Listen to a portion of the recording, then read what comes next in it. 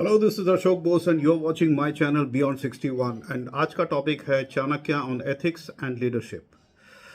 Ethics and leadership are much talked about topics, especially in the corporates where these two human traits are looked for, checked and observed at by putting one through series and parameters of tests and discussions. So, which means ethics and leadership is important when it comes to modern corporate management. So, here we are going to talk what Chanakya said in 4th century, precisely BC 371 to 283. That's a long time ago. And whereas Chanakya, who is also traditionally known as Kautilya and Acharya Vishnugupta, who preached these dictates or these are the doctrines what Chanakya did predict, right? And he precisely preached all over to the kings, and that was through Arthashastra and Nitishastra, and that covered ethics and leadership. So even an ancient philosophy for ruling a kingdom was very much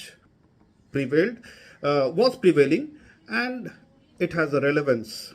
Now this relevance still is absolutely modern, and we do follow. We do follow not in the name of Chanakya, but we do follow the same philosophies, the same principles, the same doctrines which are relevant, so appropriate, and almost indispensable even in the modern corporate culture. Maybe with the change, time, and advancement in the technology, some marginal changes have certainly happened, but that is required because of globalization. But more or less, Chanakya preached then and relevant today, which is running the modern corporate world for achieving. Why did Chanakya say so? Because that was a time of turmoil. Look at the history.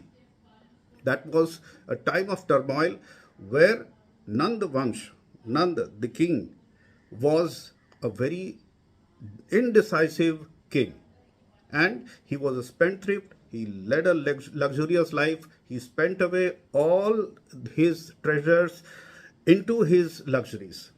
And let us get into what he said and what is so relevant. Let's take it point by point, what Chanakya said and what is relevant today. We start off with the ethical leadership. The first point, he said, a leader is a face of a nation. He is responsible for everything that is happening in his community, and hence he is the reflection of the society. Let's equate this in corporate terms. While we say in corporate terms, this implies that a man in leadership position becomes a face of the function or a department in the capacity of a HOD, or maybe face of the organization itself on the whole. So when he meets a client or interacts with his subordinate, he reflects or represents not as an individual but the department or the brand in itself. Look at how relevant it was, and it is still today. He said that in 4th BCE. Now, next point is leadership should work for the attainment of its goal, which is his intent should be for the welfare of its people. Here, in terms of modern management, a leader must work in the best interest of his organization as well as the well-being of the employees and all his subordinates, which means as the company grows, so will the employees grow with it. Now, here is a third point where he has talked about a failed leadership. Now, about the failed leadership, this is very important. A leader will lose, Chanakya said, the leader will lose the loyalty of its subject if he disheartens them by his unjust action. Look at it. Now, this is so appropriate. While he said that, which means this is most important because it is undeniable fact that if the action, speech, and gesture of a leader are unbecoming or not justifiable, he gradually tends to lose his followership, and followership makes a person leader, and he would perish soon. And this is what he said much. Now, shifting on to the next is a leadership. Chanakya said in his Nitishastra that a leader shouldn't propagate adharma. He should not favor the wicked, should punish the culprit, and should not punish the innocent. So relevant. That is what we do. We are talking about ethics. And ethical leadership he is talking about. So, another important trait Chanakya recommended in those times, compared to the present day corporate scenario, deviations, wrongdoings, favoritism, ill treatment to subordinate, or even favors his lobby will amount to adharma in those days. And this modern management, it is said to be a man-made disaster by a leader himself. A good leader shall refrain from all these negative traits. Is this not appropriate? Yes, it is. So let us agree to that. Going to the next point, what Chanakya said, he is talking about cost cutting, austerity. What he said is there should be no wasteful expenditure. That's true. That's relevant. Wasteful expenditure, as per Chanakya, it implies to the modern corporates is to cutting down on expenses on all heads which may not be otherwise required, or they are just because of the leader's personal own needs for which he wants the company to spend, or he is spending on something of a luxurious requirement which is otherwise not required. So he is deeming this as wasteful and unnecessary, and this is what we are seeing everywhere. We observe this, and this is happening. Now this point is so relevant.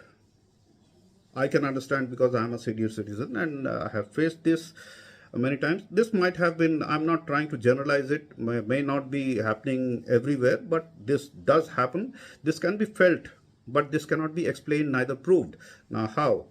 What Chanakya said is an ethical leader should not antagonize the wise and the elders. What did he mean?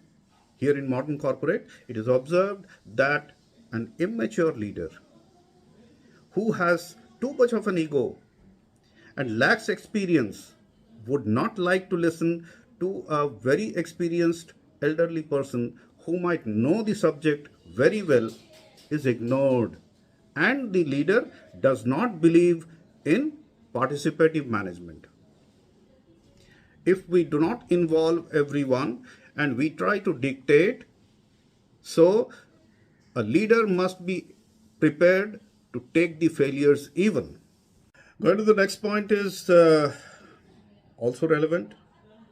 What he said is, I mean Kautilya or Chanakya or Acharya Vishnugupta, what he said is, a leader should hear all the urgent matters of his subjects and should not postpone them, as justice delayed is justice denied. So, fact. Here Chanakya may be emphasizing, I am just presuming, or my interpretation is here Chanakya may be emphasizing on the delays on the part of a leader to attend to matters which requires an urgent and patient hearing, or a pending approval which might cause further delay to the project, which happens out of whatever. Maybe it is a paucity of time or an opportunity, but he has to find time, he has to find an opportunity and attend to it. Above all grievances, if any, must be redressed immediately, instead of allowing the morale and motivational graph to fall, which might trigger non-productive situation. And this is going to fail the leadership. This was all what I spoke, has been a doctrine, has been written, preached and practiced by Chanakya, and he made the Maurya Vansh or Maurya dynasty a great dynasty. So this is all about. If you have liked my video, please watch it fully, comment, like and share, and if there are negative comments also, most welcome. I'm ready and open to learn from you. Let's begin. I have a next topic coming in, and that's going to be another which will be more relevant to all the people who are in security, intelligence, or vigilance, or maybe investigation. So, thank you so much for watching. Thank you. Please subscribe and share. Comment, like. Thank you so much.